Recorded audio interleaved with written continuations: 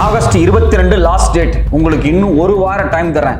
அதுக்குள்ள இந்த வேலைகள் எல்லாத்தையும் உடனே செஞ்சு முடிக்கணும் அப்படின்னு தேர்தல் ஆணையத்துக்கு நேற்று உச்சநீதிமன்றத்தினுடைய மூத்த நீதிபதி ஜஸ்டிஸ் சூரியகாந்த் வெளிப்படையா உத்தரவு போட்டிருக்கிறார். கடந்த 10 நாளா மிக முக்கியமான ஒரு வழக்கு உச்சநீதிமன்றத்தில் தொடர்ந்து விசாரணையில் இருந்துட்டே வந்துச்சு.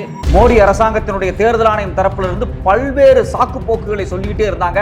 அந்த சாக்கு போக்குகள் அனைத்தையும் தூக்கி எறிஞ்சிட்டு இதெல்லாம் நீங்க செய்யணும்னு நேத்து உச்சநீதிமன்றம் 6 டைரக்ஷன்ஸ் சொல்லியிருக்காங்க. அதையும் வர வெள்ளிக்கிழமைக்குள்ள நீங்க செஞ்சு முடிக்கணும், திரும்பவும் இந்த வழக்கை நாங்க விசாரிப்போம் அப்படின்னு உத்தரவு போட்டிருக்காங்க. உச்சநீதிமன்றம் கொடுத்த 6 டைரக்ஷன்ஸ் என்னென்ன? வர்ற வெள்ளிக்கிழமை ஆகஸ்ட் 22ஆம் தேதி திரும்பவும் இந்த வழக்கு விசாரணைக்கு வருவதற்கு முன்னாடி தேர்தல் ஆணையமும் இந்த மோடி அரசாங்கமும் எப்படியெல்லாம் அம்பலப்பட போறாங்க. வணக்கம், இது தமிழ் குரல். நான் உங்கள் சத்யராஜ். நேற்று உச்சநீதிமன்றத்தில் ரொம்ப காட்டமான விவாதம் நடந்திருக்கு. மோடி அரசாங்கத்தினுடைய தேர்தல் கமிஷனுக்காக வாதாட வந்த மூத்த வழக்கறிஞரை கோர்ட்லயே வச்சு நிறைய கேள்விகளை உச்சநீதிமன்றத்தினுடைய மூத்த நீதிபதி ஜஸ்டிஸ் சூரியகாந்த் கேட்டு கிளிகளின்னு கிழிச்சிருக்கிறாரு. கடந்த ஜூலை 28ஆம் தேதியிலிருந்து நேத்தைக்கு வரைக்கும் கிட்டத்தட்ட 6 அமர்வுல தொடர்ச்சியாக இதை பத்தி விவாதம் நடந்துகிட்டே இருக்கு. எப்ப தேர்தல் ஆணையம் வந்தாலும் சரி, எப்ப மோடி அரசாங்கத்தினுடைய சாலிசிட்டர் ஜெனரல் வந்தாலும் சரி, ஏதாவது ஒரு கதையை சொல்லி அது இல்லை இது இல்லை இது இப்படிதான் இருக்குன்னு சொல்லி இழுத்துக்கிட்டே இருந்தாங்க ஜவ்வு மாதிரி இந்த வழக்கை. நேத்து ரொம்ப காட்டமா, எப்பா இந்த கதையெல்லாம் சொல்லாதீங்க, இதெல்லாம் நீங்க செய்யணும், இம்மீடியட்டா செய்யணும். உங்களுக்கு ஆகஸ்ட் 22 கடைசி டேட்டு. நான் திரும்பவும் விசாரிக்கும் போது நீங்க இதை எல்லாத்தையும் வேலையை முடிச்சிருக்கணும். நான் சொன்ன 6 வேலைகளையும் நீ உடனே முடிச்சிருக்கணும் அப்படின்னு சொல்லி வெளிப்படையா அறிவிச்சிருக்கிறாங்க. அதுல குறிப்பா பாத்தீங்க அப்படின்னா, இந்த பீகார்ல நவம்பர் மாதம் தேர்தல் வரப்போகுது. அந்த தேர்தலுக்கு இவங்க தேர்தல் வாக்காளர் பட்டியலை ரிவிஷன் பண்ணாங்க இல்லையா? அப்படி ரிவிஷன் பண்ணும்போது 65 லட்சம் பேர்த்த நீக்கிட்டாங்க. இவங்க என்ன காரணம் சொன்னாங்க? அது ஒரு 20-25 லட்சம் பேர் செத்து போயிட்டான். பல பேர் பார்த்தீங்க அப்படின்னா அந்த ஊர்லயே இல்லைங்க, எல்லாம் மைக்ரேட் ஆகி சவுத் இந்தியாவுக்கு போயிட்டான், எங்கேயோ போயிட்டான். 3வது டியூப்ளிகேட்டா 2-3 இடத்துல ஓட்டர் ஐடிலாம் வச்சிருக்காங்க. இதெல்லாம் நாங்கள் ரொம்ப பயங்கரமா சரி பண்ணிட்டோம். இந்த 65 லட்சம் பேர் இல்லவே இல்லை, இவங்களை நம்ம தூக்கிடுவோம் அப்படின்னு எல்லாம் பயங்கர வீரவசனம் பேசி இந்த மோடி அரசாங்கம் 65 லட்சம் பேர்த்தினுடைய ஓட்டை இல்லாம பண்ணிட்டாங்க. நவம்பர் மாதம் தேர்தல் வரப்போகுது. இது ஆகஸ்ட் மாதம். இன்னும் 2 மாதம் தான் டைம் இருக்கு. தேர்தல் தேதி அறிவிச்சிருவாங்க. அதுக்கு முன்னாடி திடீர்னு 65 லட்சம் பேர்த்து நீங்க வாக்காளரே இல்லை அப்படின்னா ஒரு சந்தேகம் வருமா இல்லையா? அந்த சந்தேகத்தின் அடிப்படையில் எதிர்க்கட்சியை சார்ந்தவங்க, ஜனநாயக சக்தியை சார்ந்தவங்க எல்லாரும் நேராக உச்சநீதிமன்றத்தில் போயிட்டு வழக்கு போட்டாங்க. இங்கே பாருங்க, திடீர்னு 65 லட்சம் பேர்த்து தூக்குறாங்க, இது எங்களுக்கு ரொம்ப சந்தேகமா இருக்கு. அது மட்டும் இல்லாமல் ஏற்கனவே மகாராஷ்டிரா தேர்தலில், கர்நாடகா தேர்தலில், ஹரியானா தேர்தலில், டெல்லி தேர்தலில் இப்படி தான் இருக்கிற, அதாவது உயிரோடு இருக்கிற நிறைய பேர்த்து இல்லாமல் பண்ணிட்டாங்க, இல்லாத ஆட்களை கொண்டு சேர்த்துட்டாங்க. இதெல்லாம் பெரிய பிரச்சனையா இருக்கு அப்படின்னு சொன்னாங்க. அது மட்டும் இல்லாமல் இன்னொரு ஹைலைட் என்ன அப்படின்னா, முந்தானத்து கோர்ட்ல பார்த்தீங்க அப்படின்னா ஒரு டிராமாவே நடந்துச்சு. நேரடியாக மூத்த நீதிபதி சூரியகாந்துக்கு முன்னாடியே கொண்டு 2 ஆட்களை நிறுத்தி, ஐயா இவங்கெல்லாம் செத்து போயிட்டாங்கன்னு ஏற்கனவே மோடி அரசாங்கம் சொல்லி ஓட்டு இல்லைன்னு சொல்லிடுச்சு, ஆனால் இவங்கெல்லாம் உயிரோட தான் இருக்காங்க அப்படின்னு சொல்லி கொண்டு நிறுத்தி வச்சிட்டாங்க. இது மாதிரி எங்களால் ஆயிரக்கணக்கான பேர், லட்சக்கணக்கான பேர்த்த கூட்டுற முடியும் அப்படின்னு அவங்களே சொல்லியிருக்கிறாங்க. இது எல்லாமே பரபரப்பான விவாதமாக மாறி கடைசியில் தேர்தல் ஆணையம் நேற்று என்ன சொல்லிட்டாங்க அப்படின்னா, இந்த கதையெல்லாம் பேசிட்டு இருக்காதீங்க, நீங்க 65 லட்சம் பேர்த்த நீக்கி இருக்கிறீங்களே, யார் யார் பேரை சொல்லுங்க.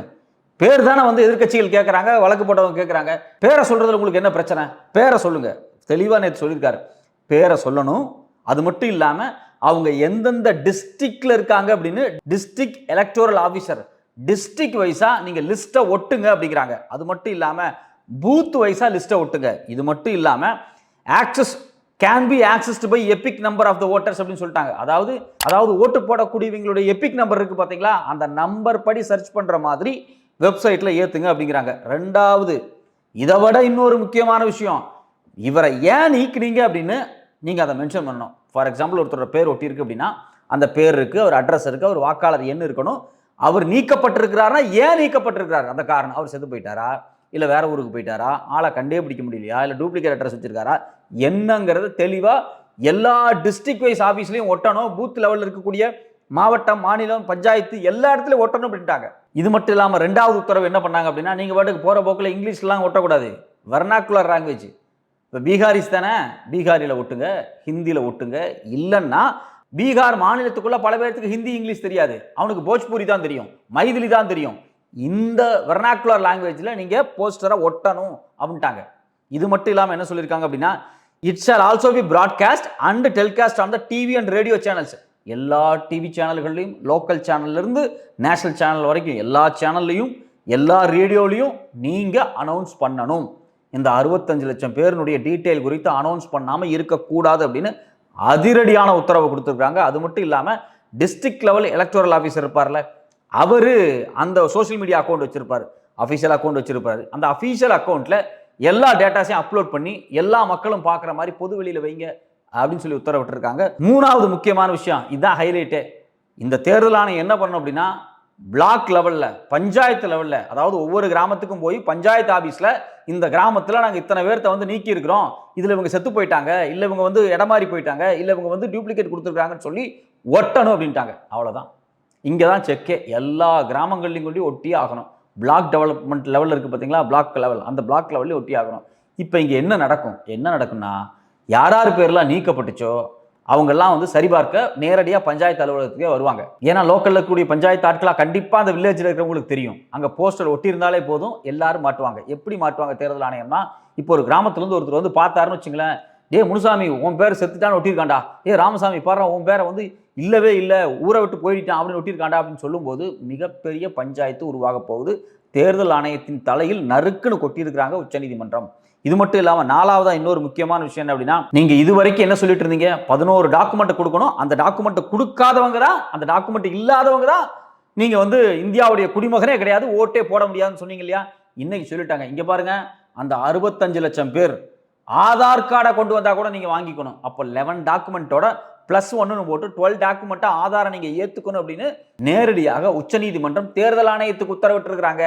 இங்க தான் தேர்தல் ஆணையம் வசமா மாட்ட போகுது. இவங்கள்ட்டெல்லாம் ஆதார் கார்டு மட்டும்தான் இருக்கு, ஓட்டர் ஐடி தான் இருக்கு, ரேஷன் கார்டு தான் இருக்கு. நான் கேட்குற பர்த் சர்டிஃபிகேட்டோ, நான் கேட்குற ஸ்கூல் லிவிங் சர்டிஃபிகேட்டோ, நான் கேட்குற இருப்பிட சான்றிதழோ இதெல்லாம் இல்லைன்னு சொல்லி தானே இவங்க எல்லாத்தையும் நீக்குனீங்க. இப்போ அந்த சர்டிஃபிகேட்லாம் தூக்கி குப்பையில் போடு, அதெல்லாம் ஒரு ஓரமாக கிடைக்கட்டும். அது இருக்கோ இல்லையோ ரெண்டாவது கதை.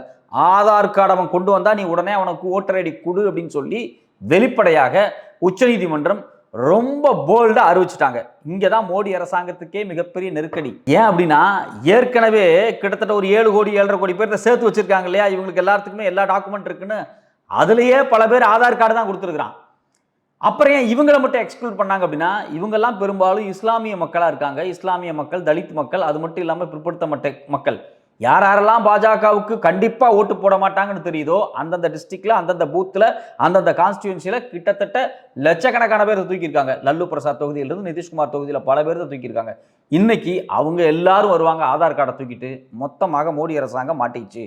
அடுத்தது இன்னொரு முக்கியமான விஷயம் என்ன அப்படின்னா, 5வதான உத்தரவு, chief electoral officer of Bihar, அதாவது பீகார் மாநிலத்தினுடைய தலைமை தேர்தல் அதிகாரி இருக்கார் இல்லையா, அந்த அதிகாரியினுடைய வெப்சைட் இருக்கும். அந்த வெப்சைட்லயும் நீங்க டிக்ளேர் பண்ணணும் அப்படின்ட்டாங்க.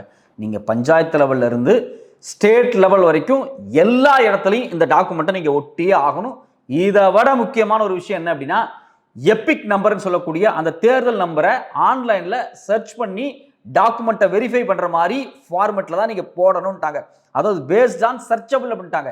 இந்த பிரச்சனை ஏன் வருது அப்படின்னா, ராகுல் காந்தி வந்து என்ன கேட்டாரு, நான் வந்து தேர்தல் ஆணையத்தில் முறைகேடு நடந்திருக்கு, நான் செக் பண்ணணும், டாக்குமெண்ட்டை கொடுங்க அப்படின்னு சொன்னப்ப இவங்க வந்து டிஜிட்டல் வெர்ஷனாக கொடுக்கல, பிரிண்ட் அவுட் எடுத்து கிட்டத்தட்ட 6 அடி 7 அடிக்கு மொத்தமாக புக்குகளாக அடிக்க வச்சிட்டாங்க. செக் பண்ணிக்கப்போ அப்படின்ட்டாங்க.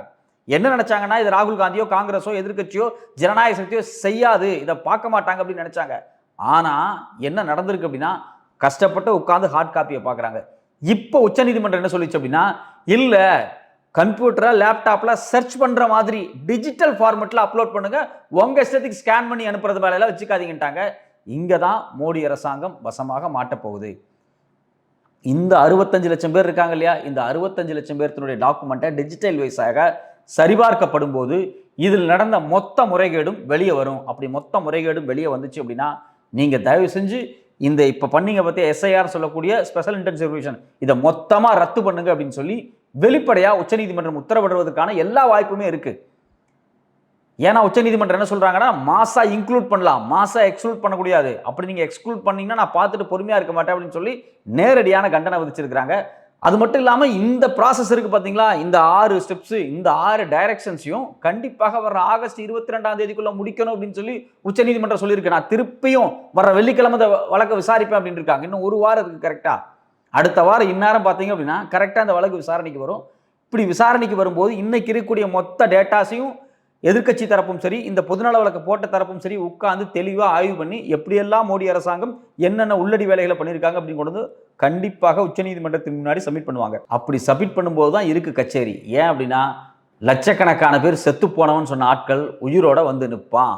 அப்படி நிற்கும்போது கண்டிப்பாக மோடி அரசாங்கத்தினுடைய உள்ளடி வேலைகள், அவங்களுடைய அஜெண்டா, அதாவது தேர்தல் ஆணையத்தை பயன்படுத்தி இவிஎம் மிஷினை பயன்படுத்தி நடக்கக்கூடிய எல்லா தில்லுமுள்ளு வேலைகளுக்கும் ஒரு முடிவு கண்டிப்பாக வரும்.